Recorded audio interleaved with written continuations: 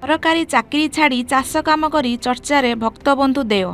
ତାଙ୍କୁ ଏବେ 75 ବର୍ଷ, କିନ୍ତୁ ଦେଖିବାକୁ ପୁରା ଫିଟ୍। ସକାଳୁ ଉଠି ନିତ୍ୟକର୍ମ ସାରି ପହଞ୍ଚି ଯାଆନ୍ତି ନିଜ ଫାର୍ମକୁ। 8 ଏକର ଜମିରେ ନୂତନ ପ୍ରଣାଳୀରେ ବିଭିନ୍ନ ଚାଷ କରି ଲାଭବାନ ହେବା ସହ କେତେକ କର୍ମଚାରୀକୁ ଚାକିରି ଦେଇଛନ୍ତି। ଆମ୍ବ, ନଡ଼ିଆ, ତରଭୁଜ, ବାଇଗଣ ଏମିତିକା ପୋଖରୀରେ ମାଛ ଚାଷ କରି ଭଲ ବିକ୍ରି କରୁଛନ୍ତି। ତାଙ୍କର ଏମିତି ସଫଳ ଚାଷ କାର୍ଯ୍ୟ ଦେଖି ସରକାରଙ୍କ ତରଫରୁ ଗୋଟିଏ ଶୀତଳ ଭଣ୍ଡାରରେ ବ୍ୟବସ୍ଥା କରାଯାଇଛି। ଯଦି ସରକାରଙ୍କ ତରଫରୁ ଆଉ କିଛି ସାହାଯ୍ୟ ମିଳିଯାଏ ତେବେ ଆହୁରି ଉନ୍ନତମାନର ଚାଷ କରିପାରିବେ ବୋଲି ଭକ୍ତବନ୍ଧୁ ଦେଓ କହିଛନ୍ତି। ଚାଷ କାମ ଯାହାର କେଡ଼େ ସୁଖ ତାହାର, ଏହାକୁ ପ୍ରମାଣ କରି ଦେଖାଇଛନ୍ତି ବାବୁନୁଆଗାଁ ନିବାସୀ ଭକ୍ତବନ୍ଧୁ ଦେଓ। ତାଙ୍କୁ ବା କିଏ ନ ଜାଣେ, କୋଣ ଅନୁକୋଣରୁ ଲୋକ ତାଙ୍କୁ ସମସ୍ତେ ଭାବେ ଠିକ୍ ଭାବେ ଜାଣିଛନ୍ତି। ଫରେଷ୍ଟର ବିଭାଗରେ କାମ କରୁଥିଲେ, କିନ୍ତୁ ତାକୁ ଛାଡ଼ି ଚାଷ କାମକୁ ଆପଣାଇଥିଲେ। ଚାଷ କାମକୁ ଆପଣାଇ ଏବେ ସିଏ ସଫଳ ଚାଷୀ ରୂପରେ ପରିଚିତ। ତାଙ୍କୁ ଏବେ 75 ବର୍ଷ, କିନ୍ତୁ ଦେଖିଲେ ପୁରାପୁରି ଫିଟ୍। ସକାଳୁ ଉଠି ନିଜର ନିତ୍ୟକର୍ମ ସାରି ଲାଗି ପଡ଼ନ୍ତି ଚାଷ କାମରେ।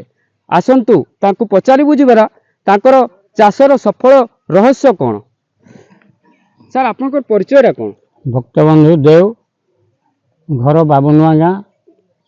ଆଉ ମୋର ଯେଉଁ ଫାର୍ମଟା ହେଇଛି ସେଟା ବେଲ୍ହି ଏରିଆରେ ହେଇଛି, ତେଣୁ ସେଇଠି ମୋର ସମସ୍ତ କାମ ଚାଲିଛି। ଆପଣ ସରକାରୀ ଚାକିରି କରୁଥିଲେ, କିନ୍ତୁ କ'ଣ ପାଇଁ ଆପଣ ଛାଡ଼ି ଚାଷକୁ ଆପଣାଇଥିଲେ? ମୁଁ 2003ରେ ରିଟାୟାର୍ଡ କଲି। ଆଉ ମୋର 7-8 ବର୍ଷ ଚାକିରି ଥିଲା।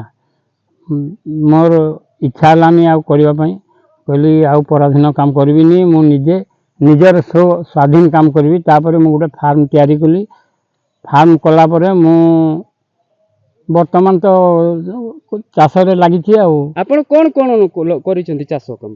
ଦେଖନ୍ତୁ, ମୋର ଚାଷ ସେଠି ନଡ଼ିଆ ଗଛ ଲଗାଇଛି, ଆମ୍ବ ଗଛ ଲଗାଇଛି, ତ ଗଲା ଯେ ସେପଟେ ଟମାଟୋ ଲଗାଇଛି, ସୁଇଟକର୍ନ ମକା ଲଗାଇଛି, ପୋଟଳ କରାହେଇଛି, ଆଉ ବାଇଗଣ ମଧ୍ୟ କରାହେଇଛି। ଏପଟେ କରାହେଇଛି ତରଭୁଜ କରାହେଇଛି, ତରଭୁଜ ମଧ୍ୟ ଭଲ ହେଇଛି। ତାପରେ ପୋଖରୀଟେ କରାହେଇଛି, ଆଉ 2ଟା ପୋଖରୀ, ଗୋଟେ ପୋଖରୀରେ ଆଜି ମାଛ ମରା ବି ହେବ। ଆଉ ଏମିତି ସବୁ ଚାଲିଛି। ସରକାରଙ୍କ ତରଫରୁ ଆପଣଙ୍କୁ କ'ଣ କ'ଣ ସୁବିଧା ଦିଆଯାଇଛି, ନା ଆଗକୁ କ'ଣ ସୁବିଧା ମିଳିବା ପାଇଁ ଚାହୁଁଛନ୍ତି ଆପଣ? ସରକାର ମୋତେ ବହୁତ ଭଲ ସୁବିଧାଟେ ଦେଇଛନ୍ତି। ବର୍ତ୍ତମାନ ଗୋଟେ କୋଲ୍ଡ ଷ୍ଟୋର ଦେଇଛନ୍ତି। କୋଲ୍ଡ ଷ୍ଟୋର ଦେଇଛନ୍ତି, 2ଟା ରୁମ୍ କରାହେଇଛି, ସେଠି ଦେଇଛି। ଆଉ ଭାରି ଭଲ ହେଇଛି। ସେ ଭିତରେ ବର୍ତ୍ତମାନ କୋଲ୍ଡ ବି ହେଉଛି ଜିନିଷ ଆମେ ରଖିଲୁଣି। ସେ ଭିତରେ ଟମାଟୋ, କୋବି, ଯେଉଁଗୁଡ଼ା ଖରାପ ହେବ ଜିନିଷ ସବୁ ସେ ଭିତରେ ରଖାହେଉଛି। ଏବେ ଆପଣ ଆଗକୁ କ'ଣ କରିବା ପାଇଁ ଚାହୁଁଛନ୍ତି? ମୁଁ ଆଉ ଆଗକୁ କ'ଣ କରିବି, ମୋର ତ ପରିଣତ ବୟସ ହେଇଗଲା। ବର୍ତ୍ତମାନ ମୋର ଗୋଟେ ପୁଅ ଥିଲା, ତାକୁ ସର୍ଭିସ୍ କରୁଥିଲା ଫ୍ୟାକ୍ଟ୍ରିରେ, ଲ୍ୟାବରେଟରୀରେ ଥିଲା। ତାକୁ ମୁଁ କହିଲି, ବାପାରେ ମୁଁ ଆଉ ପାରିବିନି, ତୁମେମାନେ 2 ଭାଇ ସମ୍ଭାଳ। ସେମାନେ ବର୍ତ୍ତମାନ ତାଙ୍କୁ ମୁଁ ସେ ଏରିଆଟା ତାଙ୍କର ଉପରେ ନ୍ୟସ୍ତ କରିଦେଇଛି।